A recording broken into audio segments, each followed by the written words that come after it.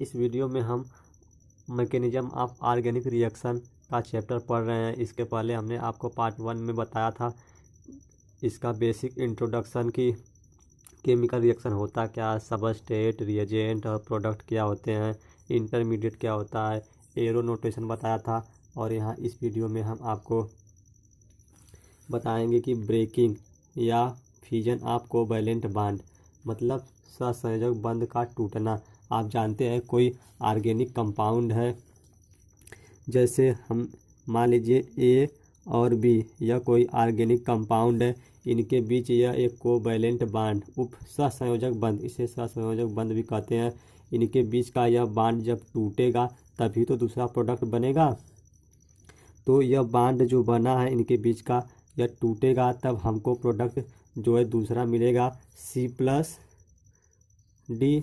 अब यह जो बॉन्ड है कितने प्रकार से टूटता है और कैसे टूटता है, इसी के बारे में हम आपको बताने वाले हैं। कि आप जैसे एक एग्जांपल में हमने आपको बताया था कि एथिल ब्रोमाइड CH5 और यहाँ यह हाइड्रोजन जो है, मान लीजिए इस हाइड्रोजन को हम इस साइड लिख दे रहे हैं, 5 हाइड्रोजन, इसके साथ यह हाइड्रोजन लगे होते हैं और यह कार्बन है, इस कार्बन के साथ एथिल ब्रोमाइड का बॉन्ड बना होता है।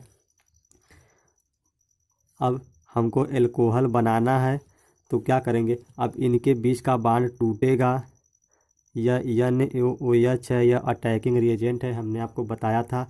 यह OH माइनस होता है और Na प्लस, यह Br अपनी तरफ इलेक्ट्रॉन अट्रैक्ट कर लेगा और तब इस पर कार्बन पर पॉजिटिव चार्ज और इस पर पार्शियल नेगेटिव चार्ज। माने इनके बीच का यह जो कोवैलेंट बॉन्ड है, कार्बन और ब्रोमीन के बीच का जो यह कोवैलेंट बॉन्ड है टूटता है। और देखिए यहाँ Na और OH के बीच भी एक बॉन्ड है, वह ब्रेक होगा। बॉन्ड टूटेगा तभी तो प्रोडक्ट बनेगा। यह बॉन्ड टूटता है तो C2H5 देखिए यह बॉन्ड टूट गया तो Br बाहर चला जाएगा और यहाँ से OH आके इसके साथ बॉन्ड बना लेगा, तब हमको दूसरा प्रोडक्ट मिल जाएगा एथिल एल्कोहल। और यहाँ पर Na और Br है तो यह बना लेंगे सोडियम ब्रोमाइड। देखिए यह जो बॉन्ड टूटता है मतलब एक बॉन्ड टूटेगा तो दूसरे के साथ बॉन्ड बनाएगा, मतलब जो ऑर्गेनिक कंपाउंड है एक में का बॉन्ड टूटता है तब दूसरा प्रोडक्ट बनता है। और इसी के बारे में हम आपको बताने वाले हैं कि यह बॉन्ड कैसे टूटता है और कितने प्रकार से टूटता है। तो आप देखेंगे there are 2 types of covalent bond breaking, या इसी को क्लीवेज माने टूटना, ब्रेक माने टूटना। क्या टूटना, यहाँ हम ऑर्गेनिक केमिस्ट्री पढ़ रहे हैं तो यहाँ पर क्या टूटेगा, बॉन्ड। जो दो एटम के बीच बॉन्ड बने रहते हैं वह कैसे टूटते हैं, उसी के बारे में हम आपको बताने वाले हैं। तो देखिए हमने बताया कि there are 2 types of covalent bond breaking. ये जो कोवैलेंट बॉन्ड है इनके बीच का यह 2 प्रकार से टूटता है। पहला हेटेरोलिटिक बॉन्ड फ्यूजन माने टूटना, या आप ब्रेकिंग भी लिख सकते हैं, या आप इसी को ब्रेकिंग या आप क्लीवेज, इसी को आप क्लीवेज यह भी लिख सकते हैं। तो हम जब क्लीवेज कहेंगे या ब्रेकिंग कहेंगे या फ्यूजन कहेंगे तब एक ही मतलब है कि बॉन्ड का टूटना। तो बॉन्ड कितने प्रकार से टूटता है, बॉन्ड 2 प्रकार से टूटता है। पहला हेटेरोलिटिक बॉन्ड फ्यूजन, इसको विषम विदलन कहते हैं, और होमोलिटिक बॉन्ड फ्यूजन, समविदलन बॉन्ड फ्यूजन। तो सबसे पहले हम जानेंगे कि हेटेरोलिटिक बॉन्ड फ्यूजन क्या होता है। हेटेरोलिटिक बॉन्ड फ्यूजन क्या होता है, आप हमारे साथ नोट्स भी बनाते रहिए। और यह पार्ट 2 है, इसके पहले हमने आपको पार्ट 1 बताया था, यह पार्ट 2 है। चलिए, हेटेरोलिटिक बॉन्ड फ्यूजन आप नोट्स बनाएंगे तो आप भी आराम से पढ़ सकेंगे, क्योंकि आपको के पास बुक ना हो, आपको समस्या हो तो आप इसको नोट करिए और आप इसको बार बार पढ़िए। चलिए देखिए, हेटेरोलिटिक बॉन्ड फ्यूजन या इसी को हेटेरोलिसिस, यहाँ देखिए हेटेरो, देखिए यहाँ पर हमने मिस कर दिया, यहाँ पर ई रहेगा। हेटेरोलिटिक बॉन्ड फ्यूजन, या इसी को हेटेरोलिसिस भी कहते हैं। हेटेरोलिसिस बॉन्ड फ्यूजन क्या होता है? If a covalent bond is broken in such a way that both bonding pair of electron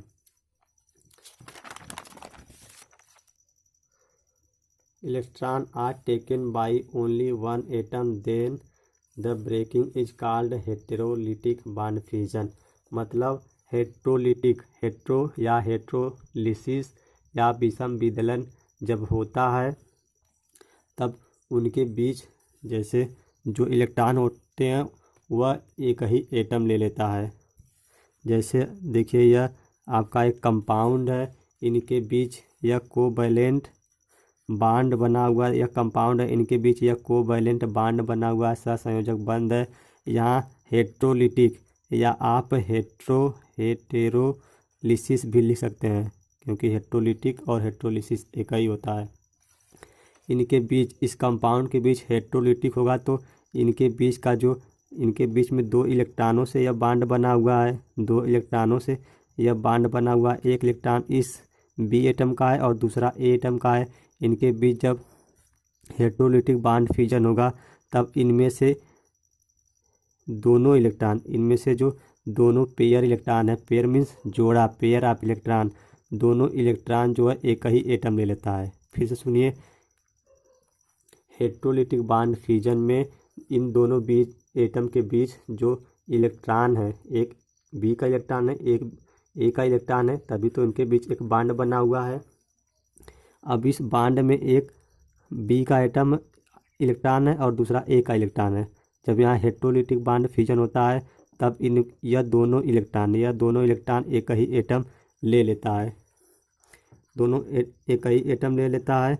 तो यहाँ पर देखिए जो एटम लेता है उसके ऊपर निगेटिव चार्ज आ जाता है और जो बचा रहता है उसके ऊपर पॉजिटिव चार्ज आ जाता है। जिससे लेता है मतलब इससे, इस ए एटम से ले लिया, इसके ऊपर पॉजिटिव, और जिसने लिया उसके ऊपर निगेटिव चार्ज आ जाता है। और इसके ऊपर पॉजिटिव चार्ज है तो आप इसको केटायन कहेंगे, हिंदी में धनायन।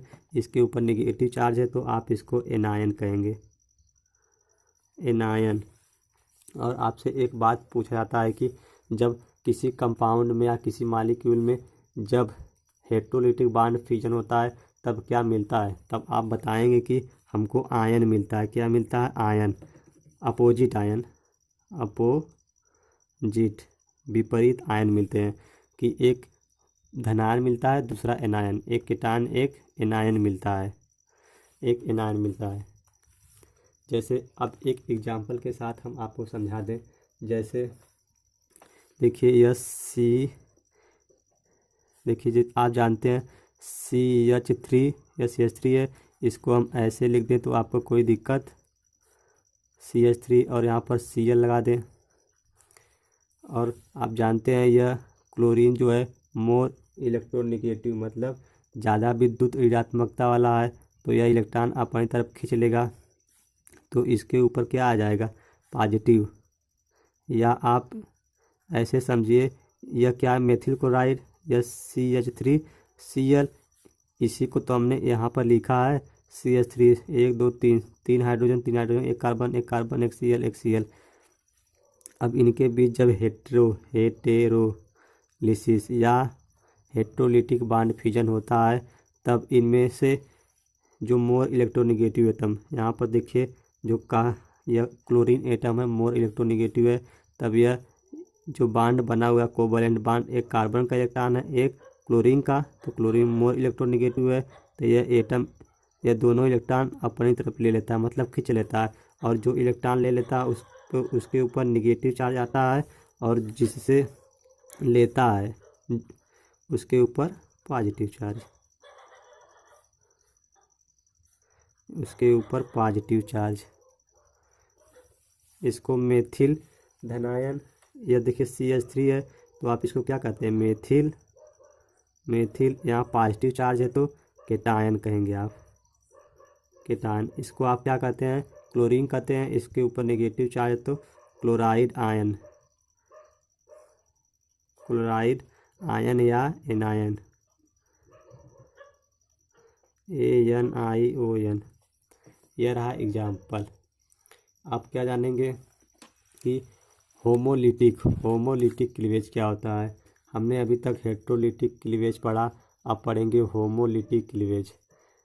दूसरे टाइप का जो क्लीवेज होता है, बांड टूटता है, वह है होमोलिटिक बांड फ्यूजन, या इसी को होमोलिसिस कहते हैं। क्या होता है homolysis? If a covalent bond is broken in such a way that each atom take one electron of the binding pair of electron, then the breaking is called homolytic bond fusion. देखिए यह कोई compound है, इनके बीच जो bond बना है, इनके बीच एक इसका इलेक्ट्रॉन है, एक इसका इलेक्ट्रॉन है, इसका बांड बना हुआ है। जब इस कंपाउंड के अंदर हम होमोलिटिक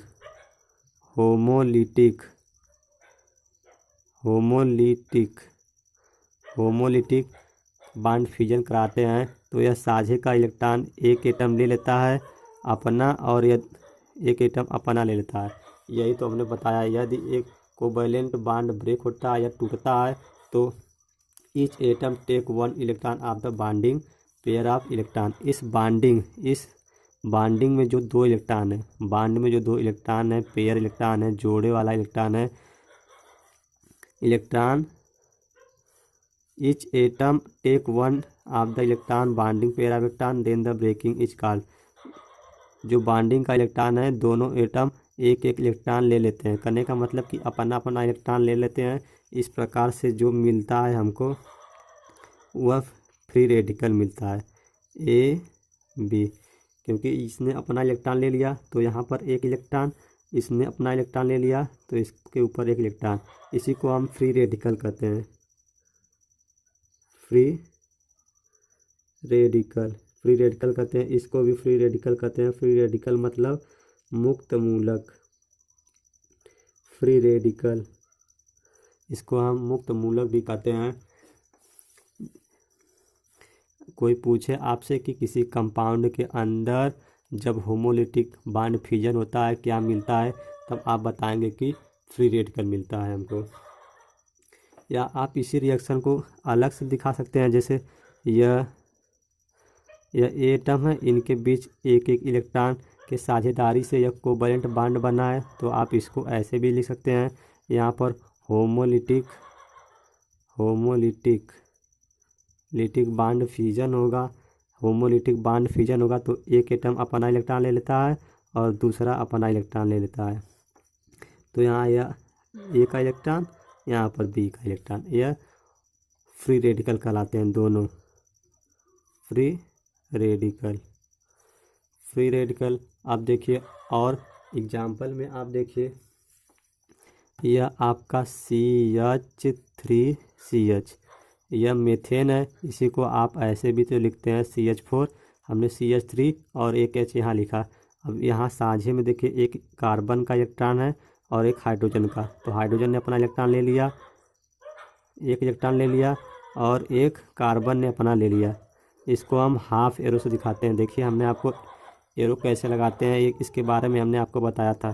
तो यहाँ पर एक इलेक्ट्रॉन के मूवमेंट को हम हाफ एरो से दिखाते हैं, या इनके बीच जब होमोलिटिक बांड फ्यूजन होता है, तब हमको देखिए यह CH3 के ऊपर एक, इसने अपना इलेक्ट्रॉन ले लिया, तो यहाँ इसके ऊपर इसका इलेक्ट्रॉन प्लस हाइड्रोजन का इसका इलेक्ट्रॉन। अब देखिए यह मेथिल है, तो आप मेथिल लिखेंगे। इसके ऊपर जब डॉट बिंदु आ जाए तब इसको फ्री रेडिकल कहते हैं। तो पूरा नाम इसका क्या होगा? Methyl free radical.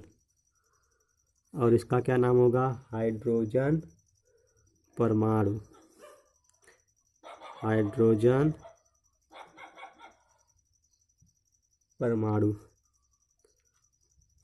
Hydrogen atom. और एग्जाम्पल देखिए, देखिए हमने आपको होमोलिटिक बताया या इसका एग्जाम्पल भी बताया। आपको हम एक बार हेट्रोलिटिक एक बार फिर से बता देते हैं, क्योंकि आपको समझ में नहीं आया होगा। तो हमने बताया कि जो कोई कंपाउंड है इनके बीच कोवैलेंट बॉन्ड बना हुआ है, तो इनके बीच का एक एक इलेक्ट्रॉन होता है। तो यदि दोनों इलेक्ट्रॉन एक एटम ले लेता है, यानी इनके बीच जब होमोलिटिक हेट्रोलिटिक हेटेरोलिसिस या हेट्रोलिटिक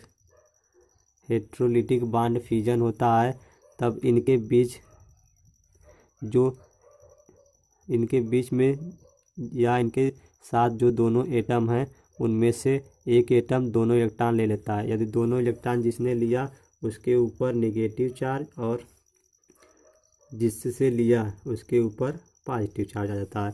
देखिए यहाँ पर हमने बताया कि यह आपका मेथिल क्लोराइड है। यहाँ पर हेट्रोलिटिक बॉन्ड फ्यूजन हुआ, तो एक इसका इलेक्ट्रॉन है एक इसका इलेक्ट्रॉन। तो क्लोरीन परमाणु ने इस साझे के दोनों इलेक्ट्रॉन को ले लिया, इसलिए इसके ऊपर नेगेटिव चार्ज, और जिससे लिया कार्बन से लिया है तो उसके ऊपर पॉजिटिव चार्ज। यही था। तो सो फ्रेंड्स, यदि आपको वीडियो पसंद आए तो एक बार लाइक कर दीजिए और चैनल पर नया सब्सक्राइब कर लीजिए, ताकि ऐसी वीडियो आपको लगातार मिलेंगी। इसके बाद हम आपको बताएंगे टाइप्स ऑफ रिएजेंट क्या होता है।